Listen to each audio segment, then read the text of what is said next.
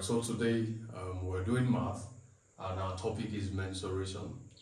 Mensuration. Now what? We are learning to 1. Define mensuration, describe a circle, 2. Then 3. Find the length of an arc.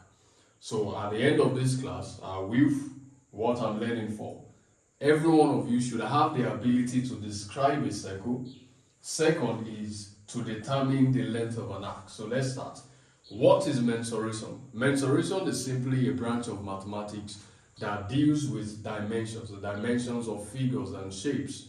Now, in today's class, we'll be more particular about the kind of shape, which is a circle. Now, how do we describe a circle, or what is a circle?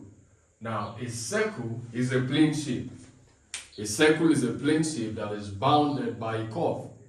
I'll take that again. A circle is a plane shape that is bounded by a curve. It is different from a polygon, alright, that is bounded by straight lines. Now, a circle is bounded by a curve. Now, what are the parts of a circle that we need to take note of in description? There is the boundary of a circle that is known as the circumference. The boundary of the circle is known as the circumference. Sometimes that is also explained as the perimeter. The perimeter of a plane shape simply refers to the boundary of that shape. So in this case, right, because this is a circle, it's a curve, unlike other polygons like I mentioned earlier. Now we use a circumference. This is a circumference. Now there is the center of the circle. The center of the circle. Now there is a line that is drawn from one end of the circle to the other end of the circle. Now, every line that is drawn from one end of the circle to the other end of the circle is called a chord. Is a chord.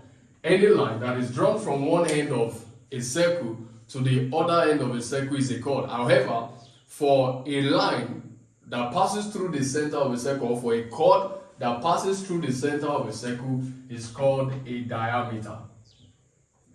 It's called a diameter. So a diameter is a type of a chord. Alright, it's a chord that passes through the center of a circle. So we have other types, right, of chords. As you can draw it anywhere, any position, inside the circle. This is a chord. You can see that this is a line drawn from one end of the circle, right, to the other end, or one end of the circumference to the other end of the circumference. So this is a chord. So again, like I said earlier, the diameter is a chord. Alright, the only difference from other chords is that it passes through the center of a circle. Now, another part of the circle is the radius. The radius is a line that is drawn from the center of the circle to any point on the circumference. Again, it's a line that is drawn from the center of the circle to any point on the circumference. So you can draw your radius, from the center of the circle to anywhere. Anywhere. It can be from here to here. It can also be from here to here. Alright, as long as it is drawn from the center of the circle to any point on the circumference, that is a radius. So this is radius. This is also a radius, and like I said, it can be drawn from any part. It can be drawn from the center of the circle to any point on the circumference. So now that we've been able to describe a circle, alright, let's go over it again. A circle, what are the parts of a circle? The circumference, which also represents the perimeter of that circle. The diameter, which is a line that is drawn from one end of the circumference to the other end of the circumference and passes through the center of a circle. Now, another is a chord, right? A chord is also a line that is drawn from one end of the circumference to the other end of the circumference. But in this case, every other chord does not pass through the center of a circle except one. There is only one chord that passes through the center of a circle, and that is the diameter.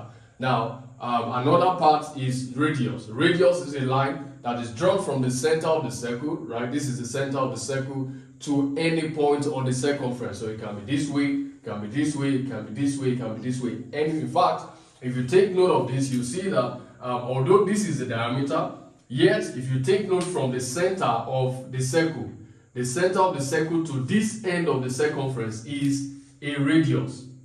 This is radius, all right, and then from here the center of the circle to this other end of the circumference is another radius.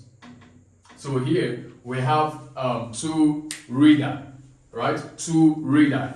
Radii is the plural of radius. So you notice that from the center of the circle to this end of the circumference is radius. From the center of the circle to this end of the circumference is another radius.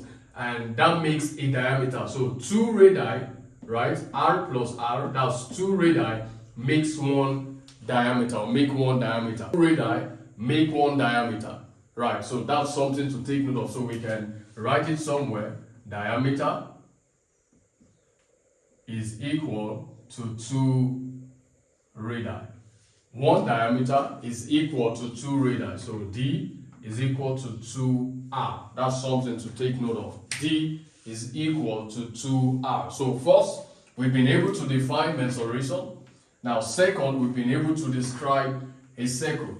Now the third thing we're going to look at is to find the length of an arc. So first, what is an arc and how do we find the length of an arc? Now take note of the circumference of a circle, and before that, arc simply refers to curve. Anytime you hear the word arc, it is mostly used in construction. Now, it simply refers to a curve.